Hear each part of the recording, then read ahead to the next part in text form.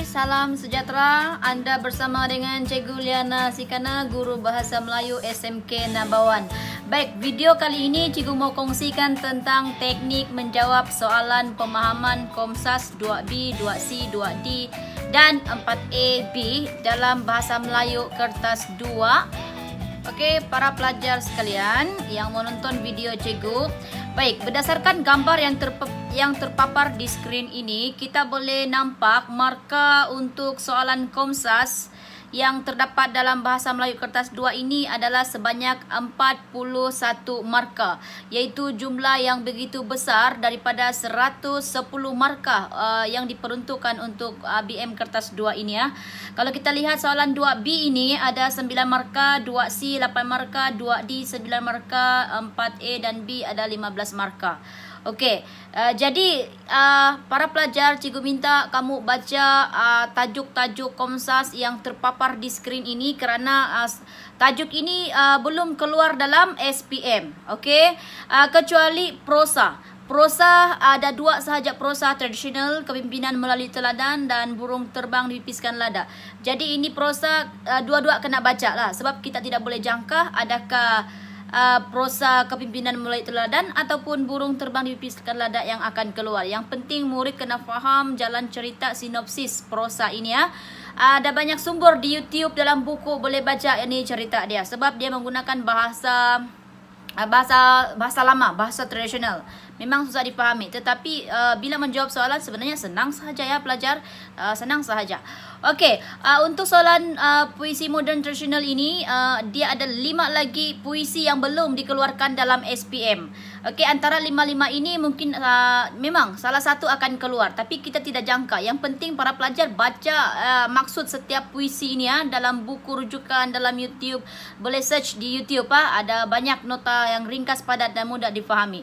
Okey, manakala dalam novel pula untuk beberapa negeri yang menggunakan novel di sebalik dinara dan novel Sri Daksina, dua novel ini. Jadi aspek sastra perlu dikuasai oleh murid. Okey, jadi cikgu akan terangkan apa aspek sastra yang selalunya ditanya dalam soalan Komsas ini. Okey, yang pertama tema, yang kedua persoalan, yang ketiga watak, yang keempat perwatakan, yang kelima nilai, keenam pengajaran, yang ketujuh latar, ke-8 plot, yang ke-9 teknik plot dan yang ke-10 gaya bahasa. Okey, jadi kita akan lihat satu persatu, kita lihat pula soalan. Okey, ini adalah analisis soalan pemahaman SPM 2015 hingga 2019. Okey, cikgu sudah mengkaji dalam buku ini setiap soalan dia, macam mana soalan dia. Okey, kita lihat soalan 2B, iaitu cerpen dan drama. Okey, kalau kita lihat soalan Roman 1 2B ini, biasanya jawapan itu ada dalam petikan. Okey, jawapan dalam petikan. Okey, cikgu baca soalan di sini. Nyatakan bukti-bukti yang menunjukkan akil seorang yang jenius dalam cerpen hipertensi. Okey, jadi jawapan itu 2 markah. Jadi jawapan itu berdasarkan petikan. Jadi para pelajar kena baca petikan. Baca sekali, 2 kali, 3 kali. Bacakan sampai faham.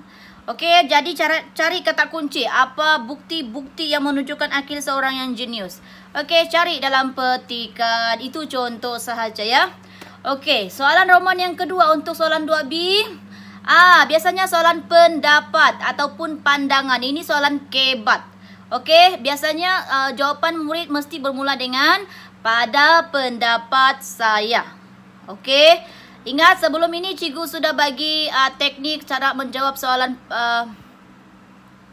pemahaman 2A, yang 2B belum lagi pula.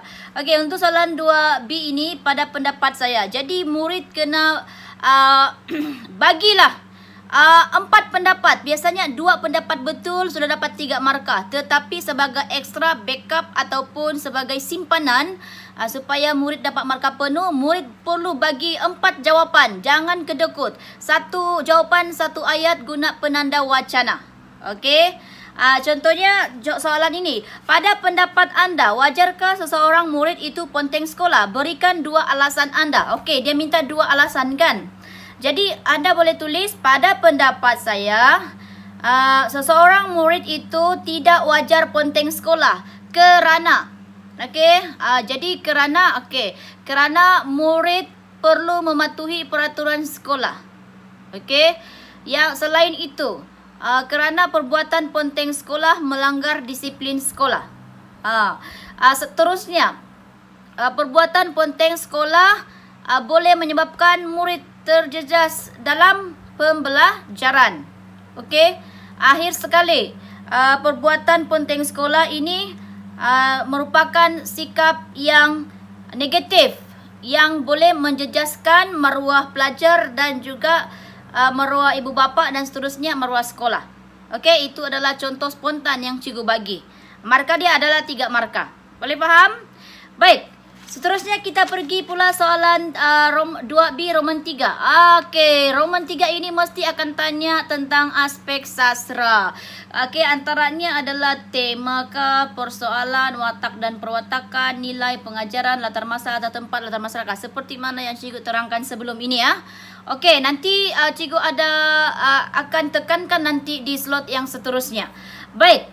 Okey, itu warna biru itu jawapan dalam petikan, warna pink itu jawapan dia pendapat kebat, dan warna hijau muda itu adalah aspek sastra, aspek komsas yang akan dia tanya dalam soalan pemahaman.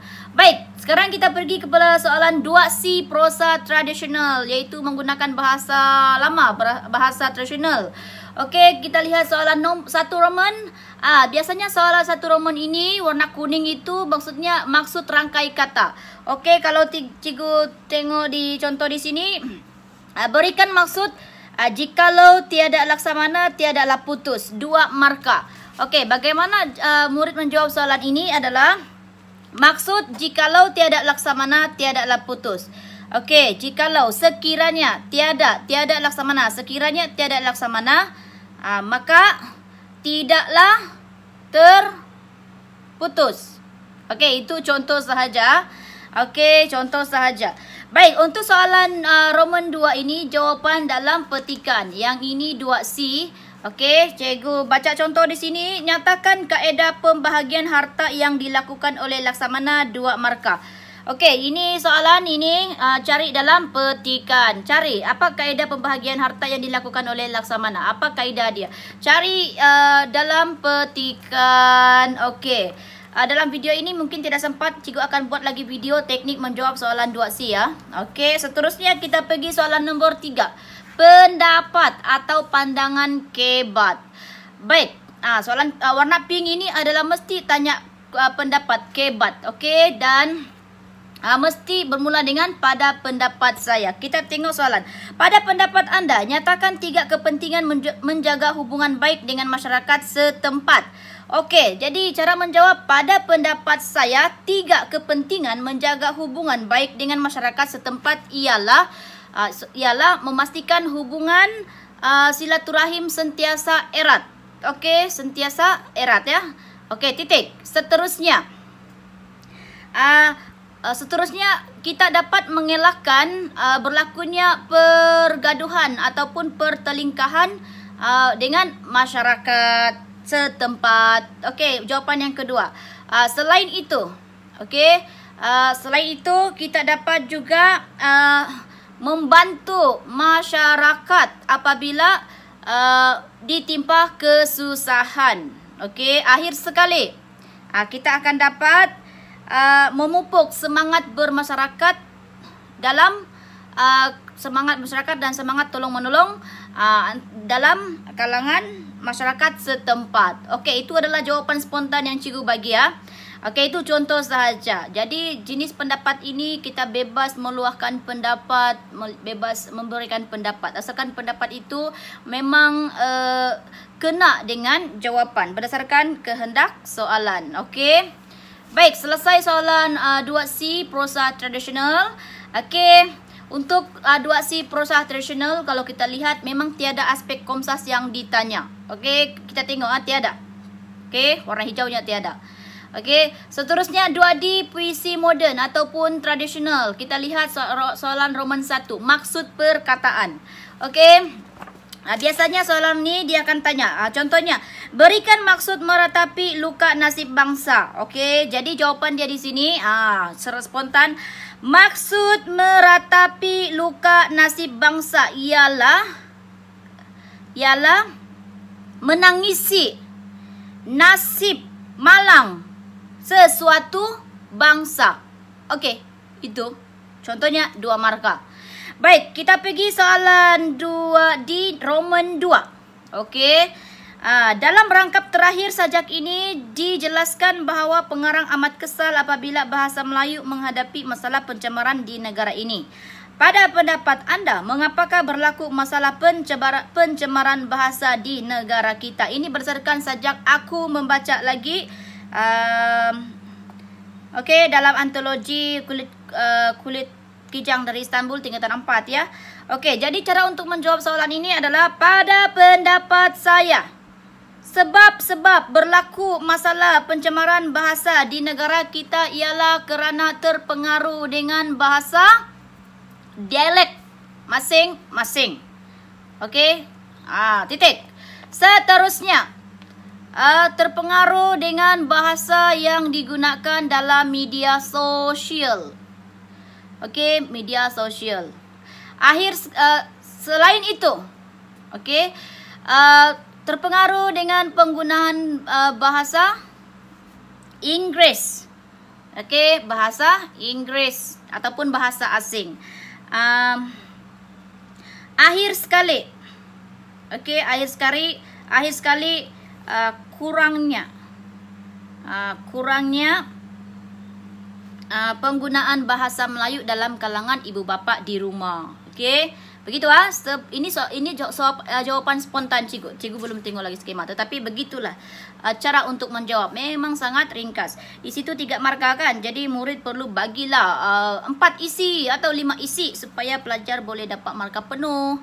Okey, walaupun 5 jawapan kamu beri, mana tahu yang 3 salah kamu dapat betul, 2 dapat juga 3 markah. Boleh? Okey. Baik, kita lihat pula soalan nombor 3 untuk soalan 2D. Nyatakan 2 gaya bahasa sajak ini beserta contoh. Jadi aspek sastra yang ditanya dalam soalan D ini biasanya puisi ini adalah sajak. Okey, jadi apa contoh sajak? Apa contoh gaya bahasa yang terdapat dalam sajak? Jadi nanti kamu akan itu akan slot seterusnya. Boleh? Okey, jadi berdasarkan soalan analisis soalan pemahaman ni, jadi soalan Komsas ini terdapat dalam soalan 2B Roman 3 dan juga 2D Roman 3 juga. Jadi memang senang. Okey, sekarang kita mau tahu apakah yang dimaksudkan dengan aspek Komsas ini. Okey, kita saksikan dalam gambar sini. Okey, kalau kita lihat aspek Komsas yang pertama adalah tema. Okey, apa maksud tema? Tema ialah isu utama atau persoalan utama yang biasanya dikemukakan oleh pengarang atau penulis.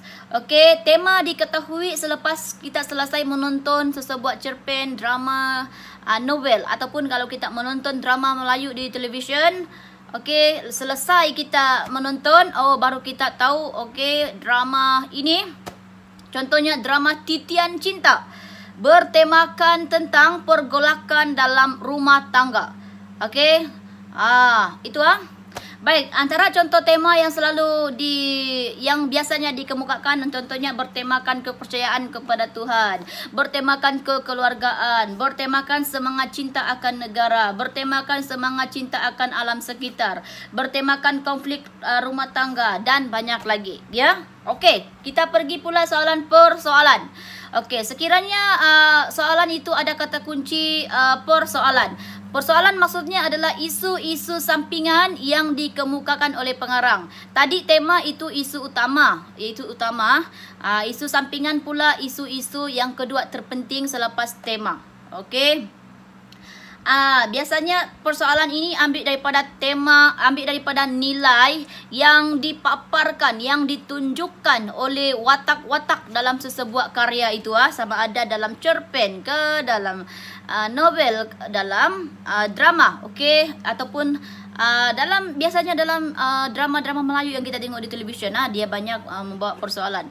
Melalui kita boleh nampak dalam sikap watak-watak yang berlakon dalam sesebuah drama tersebut. Okey, jadi cikgu paling senang untuk ambil persoalan ini, kita ambil daripada nilai. Okey, misalnya cikgu bagi contoh persoalan kasih sayang ibu bapa terhadap anak, di mana persoalan ini diambil nilai kasih sayang. Okey, kalau kita letak persoalan kasih sayang tidak lengkap, mesti lengkap. Yang kedua, persoalan ketaatan kepada Tuhan. Okey, dalam menunaikan ibadah sembahyang solat, pastikan ayat persoalan itu lengkap. Ramai pelajar akan jawab, di manakah watak berada? Dia tanya persoalan, itu bukan bertanya, menyoal. Persoalan ini ingat isu-isu sampingan yang dikemukakan dalam sesebuah karya sastra. Okey, yang ketiga, persoalan kerjasama dalam membersihkan kawasan kediaman. Baik, nilai dia kerjasama. Kerjasama apa? Kerjasama dalam membersihkan kawasan kediaman. Ada banyak lagi contoh. Kerjasama dalam membantu orang yang sakit, kerjasama dalam membantu keluarga yang memerlukan pertolongan, kerjasama dalam adik-beradik untuk membahagiakan ibu bapa, begitu Okey. Contoh persoalan yang keempat, persoalan kerajinan dalam menyiapkan kerja rumah. Ini contohnya para pelajar lah sekarang ini. Kamu kerajinan untuk melakukan latih tubi bagi persiapan SPM. Contoh kerajinan, itu pun nilai okey. Ada banyak lagi kerajinan dalam mendirikan sesebuah perniagaan. Kerajinan dalam mengusahakan perusahaan syarikat. Okey, yang kelima, persoalan ketabahan dalam menghadapi dugaan hidup. Ketabahan itu adalah nilai. Dia ambil kata kunci daripada nilai. Banyak ketabahan menghadapi masalah, ketabahan menghadapi konflik rumah tangga, ketabahan menghadapi masalah keluarga. Okey.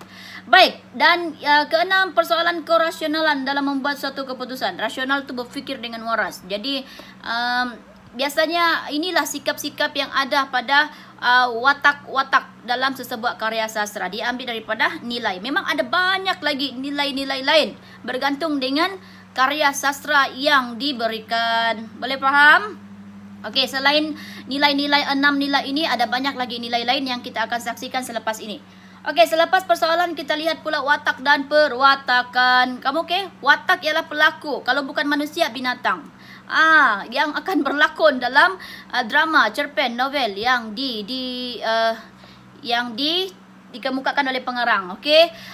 Manakala perwatakan pula adalah sifat-sifat yang ada pada watak tersebut. Sama ada sifat luaran yang boleh nampak dan perwatakan dalaman, dalam hati, melalui perbuatan kita nampak seseorang. Baik, contohnya cikgu ambil daripada perwatakan Datuk Siti Nurhaliza. Okey, perwatakan luaran Datuk Siti adalah seorang artis wanita. Memang itulah luaran kita nampak, seorang yang cantik. Sebab apa? Daripada kita nampak muka dia memang cantik. Yang ketiga, sudah berkahwin dengan Datuk Khalid, ya. Dan keempat, mempunyai 2 orang anak. Itu adalah luaran yang kita nampak. Manakala perwatakan dalaman pula, seorang yang penyayang. Kenapa? Sebab dia menjaga anak dia dengan penuh kasih sayang. Penuh kasih sayang. Okey, yang kedua, seorang yang berbudi bahasa. Semasa dia bercakap penuh dengan lemah lembut. Yang ketiga, seorang yang bijak. Sudah tentunya dia bijak sebab dia bijak menyanyi. Dia boleh hafal lirik beratus-ratus dalam kepala. Itu bijak. Kalau tidak bijak, mana mungkin Datuk Siti dapat menghafal lirik lagu yang begitu panjang sekali Dan yang keempat, seorang yang bertanggungjawab. Betul, dalam keluarga dia, dalam karya dia sebagai seorang artis, sampai sejak saya kecil sampai dewasa, Datuk Siti tidak pernah lagi ada isu-isu panas yang mencemarkan imej dia. Jadi maksudnya dia seorang yang bertanggungjawab terhadap diri dia sendiri, kerjaya sebagai artis dalam keluarga dia. Okey, yang kelima, seorang yang taat kepada agama. Kalau kita nampak Datuk Siti pakai tudung, dia boleh bersembahyang bersama keluarga dan memang dia seorang yang baik. Dan kita nampaklah Datuk Siti dalam televisyen, dalam IG dia, dalam Facebook. Okey, jadi boleh faham itu watak dan perwatakan? Boleh? Senang? Okey, kita lihat pula pengajaran. Baik. Kalau ada soalan tanya tentang pengajaran, memang sangat senang. Okey, pengajaran ialah message ataupun nasihat yang memberi teladan, didikan dan larangan kepada pembaca. Ada dua, satu perbuatan positif dan satu lagi perbuatan negatif. Okey, kalau perbuatan positif, kata kunci dia kita mestilah, haruslah, wajarlah, hendaklah, perlulah. Okey, cikgu bagi contoh. Kalau positif, kita mestilah rajin berdoa kepada Tuhan agar kehidupan lebih tenang. Okey ya. Jadi dia ambil daripada nilai juga. Nilai rajin, menghormati, sayang, kasih sayang. Dia ambil daripada nilai dan dijadikan sebagai pengajaran. Sama seperti juga persoalan tadi. Diambil daripada kata kunci nilai. Boleh faham? Jangan letak kita mestilah rajin. Ayat itu tidak lengkap. Mesti ayat lengkap. Kita mestilah rajin berdoa kepada Tuhan agar kehidupan lebih tenang. Baik. Pengajaran yang kedua, kita mestilah menghormati ibu bapa agar ibu bapa berasa dihormati. Yang ketiga, kita mestilah menyayangi ahli keluarga kita agar keluarga hidup bahagia. Okey, letak agar, demi, untuk. Okey, supaya ayat itu gramatis, ayat itu senang, mudah dibaca. Pemeriksa baca pun senang hati dan murah bagi mereka dengan calon SPM. Ingat? Baik, kita lihat pula pengajaran dari segi perbuatan negatif. Ini memang dalam sesebuah karya tidak semuanya positif sahaja. Ada juga watak-watak yang melakukan perbuatan negatif. Okey, contoh cikgu bagi, dia menggunakan kata kunci kita janganlah usahlah. Okey, contoh yang pertama, kita janganlah lupa berdoa kepada Tuhan agar kehidupan lebih tenang. Ingat itu, ada ramai watak juga yang tersesat, lupa Tuhan dan akhirnya mengalami banyak masalah. Jadi pengajaran dia, kita janganlah lupa berdoa kepada Tuhan. Kita janganlah lupa bersembayang, beribadat kepada Tuhan. Yang kedua, kita janganlah melawan nasihat ibu bapa agar tidak melukakan perasaan mereka. Ya, memang ada juga anak-anak yang melawan nasihat ibu bapa kan. Sampai mereka tersasar dan terbelenggu dengan masalah dan akhirnya balik kepada keluarga. Jadi sebagai seorang anak, kita jangan melawan nasihat ibu bapa kerana nasihat mereka juga memberi panduan, tunjuk ajar supaya kita boleh meneruskan kehidupan ini dengan lebih baik. Okey. Dan contoh yang ketiga, kita janganlah mengabaikan keluarga kerana keluarga sangat penting dalam kehidupan kita. Memang berlaku dalam setengah watak itu kan, dia tinggalkan keluarga dia. Dia pergi bandar, akhirnya dia berkahwin dengan orang kaya dan tinggalkan keluarga. Bila sudah bercerai, dia balik juga kepada keluarga kan. Jadi jangan mengabaikan keluarga. Kalau kita sudah sebagai seorang anak, sudah ada pekerjaan, sudah banyak duit, kita perlu ingat keluarga kerana ibu bapa lah, kerana keluarga lah yang menolong kita waktu kita masih kecil sampai dewasa sampai dapat kerja. Jadi jangan lupa jasa ibu bapa. Okey, para pelajar. Baik, seterusnya kita pergi pula kepada nilai. Okey, kita lihat nilai. Ada banyak nilai di sini. Paling senang untuk ingat nilai ada huruf K. Okey, apabila kita ingat huruf K, banyak nilai yang bermula dengan perkataan K. K, kepercayaan kepada Tuhan. Itu paling penting sekali. Itulah yang mengapa karya sastra dibuat. Sebab apa? Dia memberi teladan kepada pembaca, iaitu para pelajar, untuk meneladani watak supaya sentiasa percaya kepada Tuhan. Okey, dalam falsafah pendidikan kebangsaan juga, okey, falsafah pendidikan negara juga ditekankan kepercayaan kepada Tuhan. Jadi para pelajar perlu ingat ini. Okey, yang kedua, kasih sayang. Betul, kasih sayang dalam keluarga kita, itulah nilai yang wajib ada dalam keluarga. Okey, selain kepercayaan kepada Tuhan, yang kedua kasih sayang. Okey, ingat itu. Yang ketiga, kesyukuran. Sentiasa bersyukur, tidak kira susah atau senang, kita perlu ada mengucap syukur kepada Tuhan dengan mengamalkan nilai kesyukuran. Okey, seterusnya nilai kerajinan. Watak-watak memang ada menunjukkan sikap kerajinan. Okey, rajin. Apa saja dia lakukan, dia menunjukkan sifat kerajinan supaya bila pelajar baca itu karya sastra, dia boleh mencontohi watak yang dalam tu, daripada tidak berjaya akhirnya dia berjaya. Sebab apa? Dia kerana rajin. Okey, yang kelima, ketabahan. Memang watak utama dia mengalami banyak masalah. Jadi kalau dia cepat berputus asa, kita pun rasa cerita ini tidak best. Tetapi kalau watak itu dia sentiasa tabah, jadi nampak menariklah kita untuk membaca dan boleh dijadikan teladan kepada para pembaca, terutama para pelajar. Yang keenam, kerjasama. Memang banyak watak dalam tu dan dia memerlukan kerjasama. Apa-apa sahaja sesuatu pekerjaan mesti melibatkan kerjasama. Yang ketujuh, keprihatinan, ambil berat. Ada masalah kita tolong. Yang ke-9, kejujuran. Ya, berterus terang, jangan main tipu-tipu. Yang ke-10, kebebasan. Bebas bersuara. Okey, jangan sahaja perhubungan bebas, itu tidak bagus. Yang ke-12, keadilan. Kita mesti adil Okey, adil dalam sebagai seorang pemerintah dia mesti adil terhadap rakyat. Sebagai seorang guru adil terhadap pelajar. Sebagai seorang ibu bapa adil terhadap anak-anak. Okey, yang ke-13 kesederhanaan. Apa sahaja dalam dari segi perbuatan kita mesti bersederhana, pakaian, pertuturan, cara makan. Dari segi penggunaan duit mesti dalam mengamalkan nilai kesederhanaan. Yang ke-14 kebersihan fizikal dan mental. Contohnya mesti pergi sekolah mesti bersih. Okey, rumah bersih, semua bersih. Itu adalah kebersihan fizikal, iaitu tubuh dan mental ini mesti bersih. Okey, yang ke-15 berdiri di kaki sendiri. Okey, yang ke-12 bertanggungjawab. Apa saja yang disuruh kita perlu pikul amanah, pikul tanggungjawab, pikul tugas. Sebagai seorang pelajar kamu punya tanggungjawab adalah belajar bersungguh-sungguh supaya bila kamu berjaya kamu boleh menggembirakan hati ibu bapa, bekerja dan balas jasa mereka. Okey. Dan yang ke-3 baik hati. Yang ke-17 baik hati. Baik hati ya. Jangan busuk hati ya. Okey, yang ke-15 hormat menghormati. Yang ke-17 hemat tinggi. Hemat tinggi ni dia macam berbudi, bersopan santun, berhema, berbudi bahasa. Okey, yang ke-18 rasional. Seperti tadi ada kerasionalan. Okey. Dan yang ke-19 semangat bermasyarakat.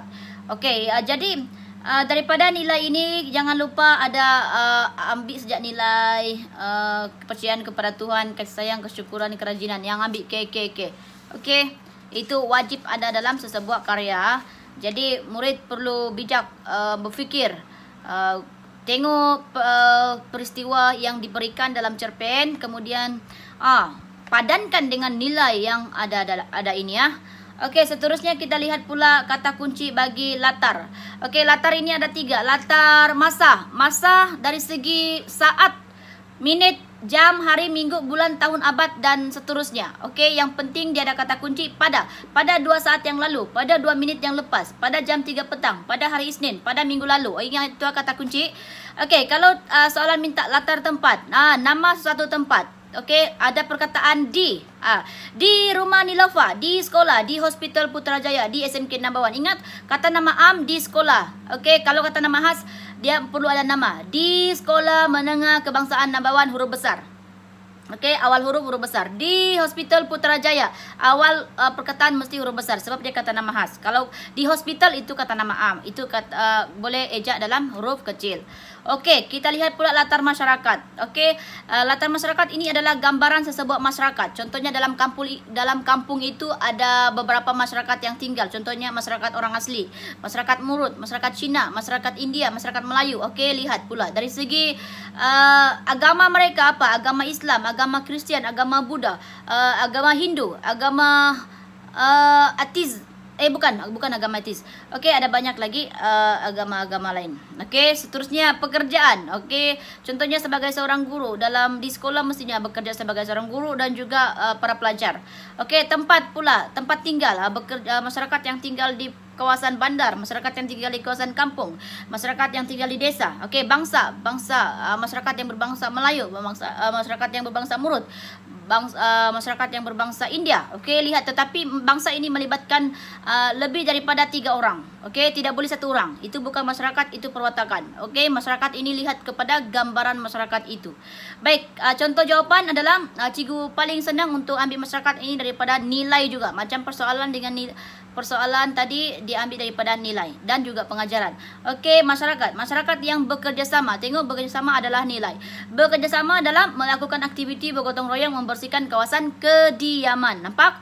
Okey, masyarakat juga macam pengajaran tadi mesti ayat yang lengkap. Tidak boleh letak masyarakat yang bekerja sama. Bekerja sama apa? Okey, mesti lengkap. Bekerja sama dalam melakukan aktiviti bergotong royong membersihkan kawasan rumah. Baik, seterusnya masyarakat yang beragama Islam dan berbangsa Melayu. Okey. Jadi kemudian perlu ada contoh. Ini pernyataan saja. Perlu ada contoh. Contoh rujuk dalam petikan. Tidak kira soalan pemahaman kah, soalan novel kah, mesti ambil contoh dalam petikan ataupun kalau novel dalam novel lah. Ya. Okey, jadi kita pergi pula ke soalan plot dan teknik plot. Baik, ini jarang juga ditanya, terutama dalam soalan novel dia akan ambil Okey, kejap lagi cikgu tanya. Cikgu akan beritahu Okey, untuk plot ini ada susunan. Plot ini adalah susunan cerita. Okey, ada kronologi. Kronologi ni maksudnya tersusun. Okey, tersusun maksudnya kalau kita tengok drama ataupun kita baca novel, dia mesti ada cerita permulaan. Selepas permulaan dia ada perkembangan, itu ada klimaks, ada puncak, dan akhirnya ada pelarian. Ada juga karya sastra dia punya plot tidak tersusun. Itu dipanggil tidak kronologi. Mula-mula dia ambil terus dia paparkan dulu klimaks dan puncak supaya pembaca tertanya-tanya, apa yang terjadi? Kemudian baru balik kepada asal, permulaan, perkembangan, klimaks, balik dan puncak dan terusnya pelarian. Okey. Seterusnya teknik plot. Teknik plot ini ada 8 teknik. Okey, kenapa perlu ada teknik plot? Supaya karya sastra itu lebih menarik untuk dibaca. Kalau teknik pemerian sahaja tanpa menggunakan teknik lain, karya itu akan rasa bosan. Jadi teknik pertama, teknik pemerian. Teknik pemerian ini adalah teknik penceritaan. Maksudnya dia bercerita. Dia menggunakan kata ganti diri orang yang ketiga. Pada suatu hari mereka pergi berjalan-jalan di tepi sungai. Tiba-tiba mereka ternampak seekor ular sedang menjalar di kawasan rumput. Mereka terkejut dan akhirnya mereka melarikan diri. Okey, jadi itu adalah teknik penceritaan. Biasanya banyak digunakan dalam drama, dalam novel, dalam cerpen. Okey. Teknik yang kedua, teknik dialog. Mesti ada banyak watak dalam itu dan mereka sedang berdialog. Mesti melibatkan 2 orang. Kalau seorang-seorang tu dipanggil gila. Okey, teknik yang ketiga adalah teknik imbas kembali. Maksudnya mengingatkan kembali peristiwa yang sudah lalu. Contohnya peristiwa semalam, peristiwa minggu lalu dan peristiwa yang penting dia ingat peristiwa lalu. Okey, yang kelima teknik yang keempat teknik imbas muka. Maksudnya gambaran masa depan. Okey, 5 hari lagi buka sekolah. Contohnya. Okey, 22 Februari ini SPM, itu imbas muka sebab belum lagi berlalu. Okey, tahun hadapan saya mesti melanjutkan pelajaran di universiti, itu imbas muka. Okey, yang kelima teknik monolog dalaman. Monolog dalaman maksudnya bercakap dalam hati, berkata-kata dalam hati. Maksudnya mulut kita tidak bercakap-cakap tetapi hati kita berkata-kata. Okey, yang ketujuh monolog luaran. Maksudnya kita bercakap-cakap sendirian. Okey, kita berkata-kata sendirian. Okey. Kemudian berkata-kata sendirian tanpa didengari oleh orang lain. Yang ketujuh, teknik suspense. Suspense ni adalah peristiwa yang menjadi tanda tanya. Okey, ada juga peristiwa, apa yang berlaku ni macam itulah. Dan teknik yang terakhir, teknik kejutan. Peristiwa itu memberi kejutan kepada pembaca. Lain yang kita sangka, lain pula yang berlaku di lain pula, maksudnya dia peristiwa itu tiba-tiba memberi kejutan kepada pelajar, kepada pembaca. Terkejut, tidak menyangka peristiwa itu boleh berlaku. Okey. Baik, kita pilih gaya bahasa. Memang ada banyak gaya bahasa. Okey, cikgu akan paparkan di sini ataupun cikgu akan buat video lagi untuk menerangkan jenis-jenis gaya bahasa. Sebab di sini video cikgu sudah terlampau panjang. Okey, jadi gaya bahasa nanti setakat ini cikgu baca saja. Ini adalah jenis gaya bahasa: asonansi, aliterasi, anafora, responsif, epifora, repetisi kata, repetisi frasa, repetisi baris, repetisi ayat, repetisi rangkap, kata ganda, metafora, simili, hyperbola, personifikasi, simbolik, bahasa asing, inversi, peribahasa, sinkop, alusi, hybrid, sarkasm. Okey. Gaya bahasa boleh tengok di ini sebagai ringkasan. Video khas untuk video gaya bahasa akan cikgu upload apabila sudah ada masa. Okey, untuk hari ini itulah teknik menjawab soalan Komsas yang ditanya dalam soalan 2D. 2B, 2C, 2D dan novel. Ingat kata kunci Komsas. Okey, ingat sekali lagi cikgu buat ni tema persoalan, watak dan perwatakan, nilai dan pengajaran, latar masalah, latar tempat, latar masyarakat, teknik plot, teknik plot dan gaya bahasa. Okey. Jadi semoga video kali ini bermanfaat kepada para pelajar dan kita akan berjumpa lagi di video akan datang. Terima kasih.